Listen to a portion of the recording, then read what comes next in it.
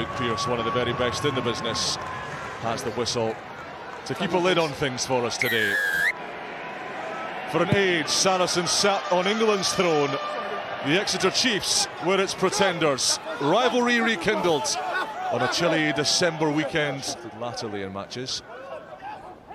Skinner, Slade, oh, Kalori's picked it off, and Kalori will take it to the house. Watch the dive. This kid is making the PREM his playground.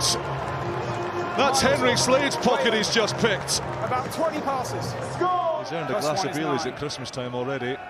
Saracens converting close to 50% of their trips to the opposition 22 into 5 or 7 points. Just about as ruthless as it gets in the Gallagher PREM. Okay. Fonseal eyeing the blind side. Dan introducing Malins. Saracens have their second. And as the two wingers making the incisions. Kalori's interception, Jenkins squashed by Tizard. Through they go. There's a penalty coming. Rosie, I need to see the actions. 6-on-2. Yeah, we'll do. I'm just going to tee it up for you, Luke. Just stay with me. We are looking at clear foul play. Here it comes. Yeah.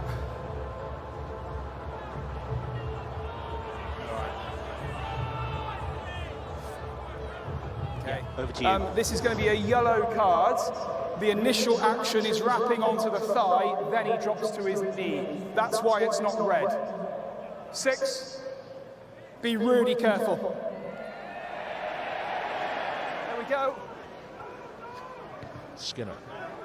He is good. Chase. Winger is on. Fonseca leaves it. Oh, Kalori and Riddle both went for it. May have come off. Campbell Riddle on his PREM debut. Pops it up to Varney. On-field decision will be try. Could be off his head. Refer this to the TMO. Lads, that's why I want to check. Rosie? Yes, Luke. I don't know here. Third question. We're just checking to make sure it does come off his hands, not his body or his head. Does it come off his cheek? If it does, it's not a knock-on, is it? The floodlights blaze. And the atmosphere crackles along nicely. Owen Farrell gets us going again. Now Jenkins, the captain who played such a starring role for Exeter in their incredible comeback up at Sale Sharks a couple of weeks ago. Fonseca again, dishing it up to Tizard. Listen to the Stonex. Farrell, Tompkins, march back. They go blind again. Willis, Hartley, behind Kalori. Was there an Exeter hand in there? And if so, is it a deliberate knock-on? Yellow as it stands. Here's the wide angle, Luke. Henry Slade marking Willis. Hartley takes out Riddle. He's in. You can see there, Luke, there's nobody in the backfield. Penalty try. Yeah, Will Goodrick Clark's quick for a prop, but he wasn't catching Kalori there. Fonseca, Marway, the mighty Fijian. Fonseca again. Tompkins, can he free the hands? Somehow it's found its way to Daly. Kalori's waiting. Kalori scoring!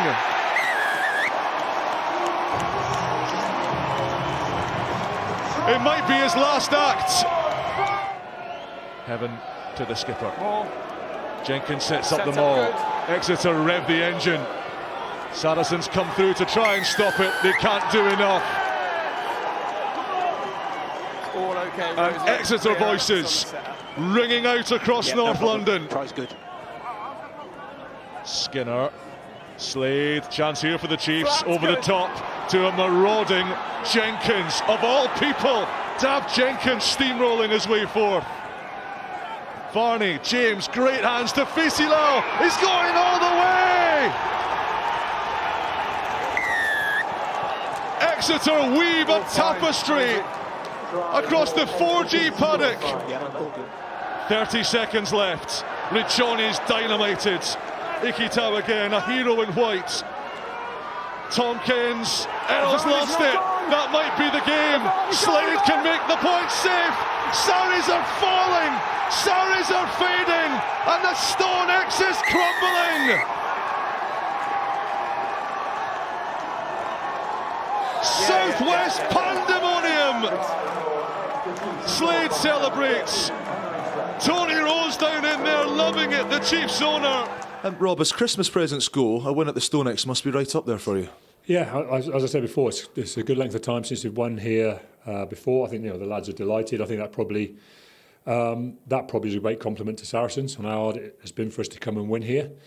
So obviously, 5 points, getting the 5 points at the end was fantastic. I thought some of our kind of doggedness under pressure was top notch today, but at the same time, you watch us and you go, Exeter could be better, couldn't they? They could, because we some of our discipline was silly discipline. It wasn't really competitive discipline. It was almost, there was a couple of like kind of late tackles and bits and pieces that just are a bit of franticness that you just don't need. In the first half, early in the game, we're scrabbling at things. We did that at Sale in the first half, and it puts you under some pressure. That happened to us again today. Happened again at the start of the second half. But what we have got in this group is so much character and so much spirit and so much kind of energy that it almost inspires them when they're behind, and it almost makes them fight even harder.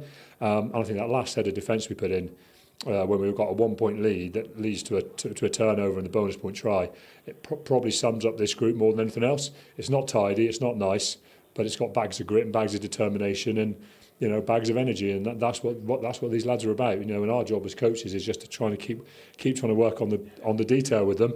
At the same time, not inhibit them from going out there and throwing themselves around on the rugby field, which they've done to a fantastic degree today. Lena, quite incredible game of rugby. Is that one of the reasons why you wanted to come and test yourself in the Gallagher PREM? Yeah, I thought it was a tough game for the full 80. Obviously, I just wanted to come over here and really test myself and really put my rugby under the pressure. I'm enjoying my footy at the moment and just excited for the next year.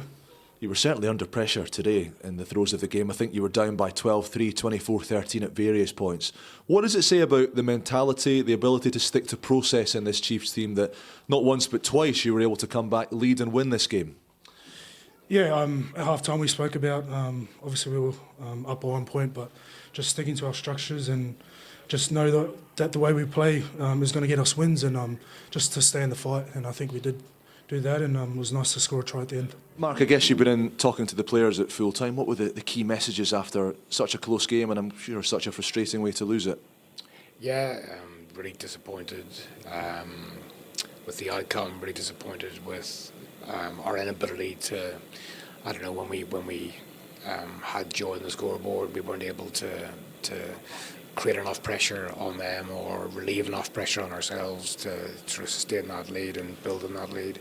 And it felt that we let them in too easily at times. Fair play to them, they showed all the fight and scrap that they've done all season, but I thought we handed it to them a little bit too easily. Yeah, I'm sure you're referencing the leads that you had. I think you had a two-score lead twice, 12-3 and 24-13. Why do you think a team that's normally so clinical, so ruthless and so strong in keeping pressure wasn't quite able to do that today? It's hard to say that straight after the match, and obviously I'll have to take a look. But when I think there was probably some errors that occurred, but when those errors occur, you've got to react properly, and I don't think we reacted in the way that we have been doing all season. They scored, I think, their third try just all too easily, to be honest, and when you make a little mistake, you just got to fight and scrap like they did. It must excite you that despite all those little flaws, those little technical and tactical things that can be worked on, you're still winning games, and right now, pending results elsewhere, you're still top of the league. But it's like anything in team sport, isn't it? The details around the little bits you're talked about, they make you a better team, but you have to have the foundation of what the lads have got, which is, like I say, is energy and drive and competitiveness and spirit just to stay in there. We've got to keep nurturing that while we improve this. One of the things I've got to be really careful with, and I keep talking to coaches about, is we can't try and add layers too quickly. You have to let that bubble, what they've got, bubble and grow, and not try and dampen it. And we just little by little add the detail, as you say. But it's coming. We're going to be a handful for anybody. We're a very competitive team. That's what I want us to maintain across the season, and this is something we can grow from.